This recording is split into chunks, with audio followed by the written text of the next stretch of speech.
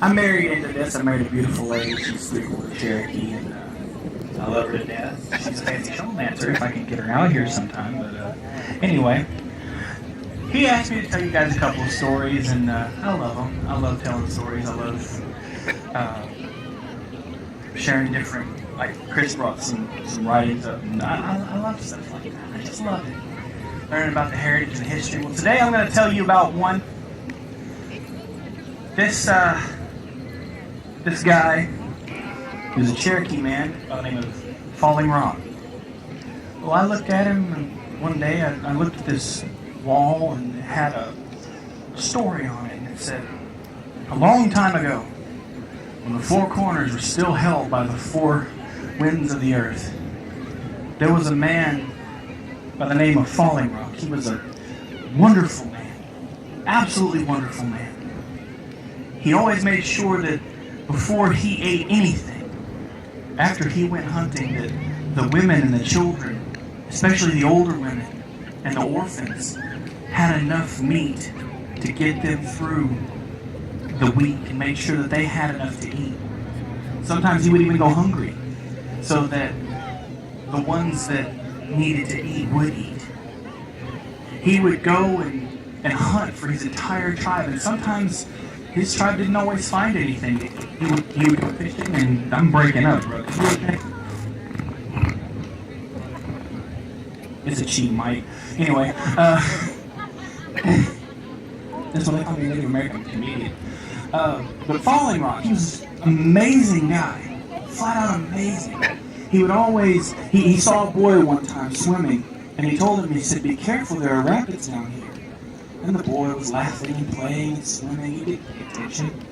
So what he did, he ended up falling into the rapids, and he jumped in, didn't even know who the kid's parents were. He said, he just jumped into the water, didn't care for his own safety, rode down the rapids, made sure that he hit every rock instead of the boy. And he pulled him up, and he said, "Son, where are your parents?" He said, "I don't have any." He said, "I know someone who can watch after you." He sent him to someone who could watch after you. And then one day, he went hunting in the mountains of what is now Tennessee, and he never came back. The tribe was devastated. They looked everywhere for him, absolutely everywhere. They couldn't find him. They looked in caves and his favorite fishing spots and his favorite hunting spots, and they just could not find him. And even today, the Cherokee people have begged the DMV and the people that watch over the roads put up signs all throughout the mountains of Tennessee. Watch for falling rocks. Come on now, what's funny? You can laugh. Let it out, let it out, let it out, let it out. I see one over here. Come on. Let it out. That's why we have serial killers. They don't let it out. Let it out.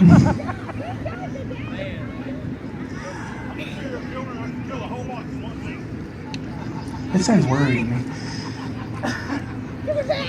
Now, I'm going to tell you guys a story that I was told when I was very young. This one's not as comical, but, you know, that little boy that fell into the stream, if he would have listened, he wouldn't have fallen into the stream. Well, this story is about an animal who didn't quite listen, who didn't wait. This is how my people tell a story. Well, I was adopted as a Lakota, but this is how my people tell the story of how the stars came into the sky. A long time ago, when the four winds of the earth were still held at the four corners, there was no light in the sky at night. No light at all. All of the animals, even the great big bear, was terrified. The buffalo would hide in their homes, and in the fields they would huddle together because they were frightened. And the Creator looked down and said, "I did not create fear to be like this." So what he did, he stepped down and he said, "I want all of you to meet me on the top of this mountain tomorrow afternoon." And all of the animals waited, and then they went up to the mountain like they were told to do. And as they stood up there for a little bit, they noticed that the Creator was delaying his coming. And they waited, and they waited, and the sun started to sink down into the sky. And they got kind of nervous. They're like, it's not good. And right as the sun dipped below the horizon, the Creator showed up with these bags. And he opened them up, and inside there were diamonds. And they were glowing so brightly that the animals couldn't look at them. And he said, all of you, take a bag. We're going to draw in the night sky. Well, the very first one to be so excited, he jumped up out of his stream was Mr. Fish. The fish quickly drew himself twice in the night sky, one going one way, one coming the other. Well, the scorpion was so excited, he said, I can do this. He took his tail and picked up each one and pinpointed where he wanted them to go in the night sky. And the snake, of course, he said, I'm going to draw myself really big in the night sky. Even the man and dogs and even the horses drew themselves in the night sky, and everyone was so excited. And then they looked over at the Creator and said, Great Creator, what are you going to put in the night sky? He said, I saved one for me. And he took a giant diamond and stuck it into the sky. And we now know that is Mother Moon. And all the animals were so excited, they just started throwing their diamonds into the sky, and it was beautiful. You could finally see at night. There wouldn't be something sneaking up on you while you were trying to sleep. There would be no more fear. And all of the bags were finally used up, and, well, except for one. There was one bag left. And he looked over and he said, the Creator said, whose bag is this? And the snake kind of slithered over and said, I can't read it. And finally the rabbit popped over and said, this is Coyote's bag. Where's Coyote? So everyone was like, let's find Coyote. We have to find Coyote. We have to find him fast. The night's almost over. Well, every single animal started running, looking around, calling, Coyote! Coyote! Where are you? Coyote! The snake slithered around in the ground. He said, Coyote! You're not down here. The eagle flew high above because he could finally see. And he flew and was looking down, calling, Coyote! Coyote! I can't see him from up here.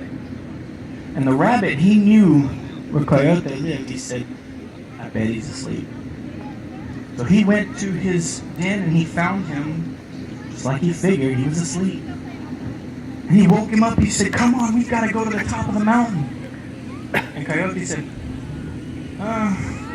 Creator said he was going to be there, but I got tired and I left. He said, well, you better get up there now because the only bag left is yours. I said, really? He said, yeah, hurry, let's go. So they both ran up to the top of the mountain.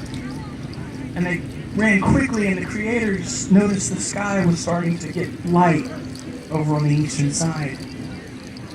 And right as Coyote placed his paws on the bag, the sun rose, and the night ended.